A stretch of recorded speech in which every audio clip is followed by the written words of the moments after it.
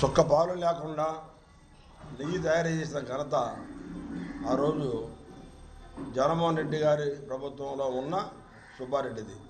2020లో ఈ ప్రభుత్వం ఎప్పుడైతే ప్రమాణ స్వీకారం చేసిందో ఆ తెల్లారి నుంచి కూడా తిరుపతి దేవస్థానంలో ఎలా సంపాదించుకోవాలి అనే ధ్యాసతో వాళ్ళు 2020లో ప్రత్యేకంగా ఒక కమిటీ ఏర్పాటు చేసుకొని ఆ రోజు బోర్డు మీటింగ్ వేసుకొని ఆ బోర్డు మీటింగ్లో పాతగా పైన లోకడా సప్లై చేసిన వాళ్ళు అందరినీ సడలించి కొత్తగా వాళ్ళు 2020లో ఒక కమిటీ ఏర్పాటు చేసుకొని ఆ కమిటీలో బోలేబాబా డైరీ అనే వాడికి ఇద్దామని చెప్పి నిర్ణయం తీసుకున్నారు.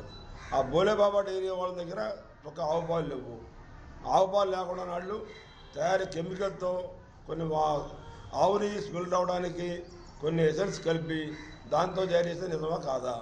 అలాగే మీ సుబ్బారెడ్డి పియ్య అనేవాడు చిన్నప్పుడు ద్వారా కిలోకి 25 రూపాయలు మార్జిన్ పెట్టుకొని ఆ 25 రూపాయలు మార్జిన్ ఏం చేసావు నువ్వు? అది నీ జేబులో వేసుకున్నావా? జగన్మోహన్ రెడ్డి గారు జేబులోకి వెళ్ళియా?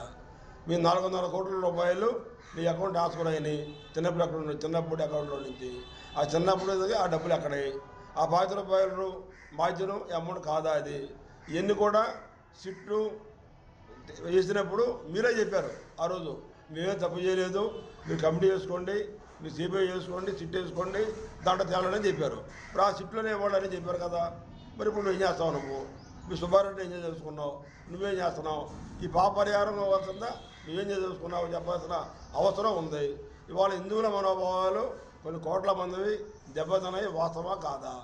మరి అలాంటి జగన్మోహన్ రెడ్డిని మనం ఇప్పుడు జనం ఏమి చేయాలని చెప్పని భక్తులందరూ కూడా క్వశ్చన్ చేస్తూ ఉన్న పరిస్థితి. ఇప్పుడు మా గుడిలో కూడా, అమ్మవారి గుడిలో కూడా ప్రతి పెద్దవాడు కూడా ఈ జగన్మోహన్ రెడ్డి గారు చేసిన అకృత్యాలని మాట్లాడుకుంటున్న పరిస్థితి కూడా మేము చూస్తూ ఉన్నాం. అలాంటి జగన్మోహన్ రెడ్డిని, ఈ ప్రభుత్వాన్ని, ఇలాంటి తప్పులు చాలా విషయాలు చెప్పారు మా ముందున్న నాయకులు.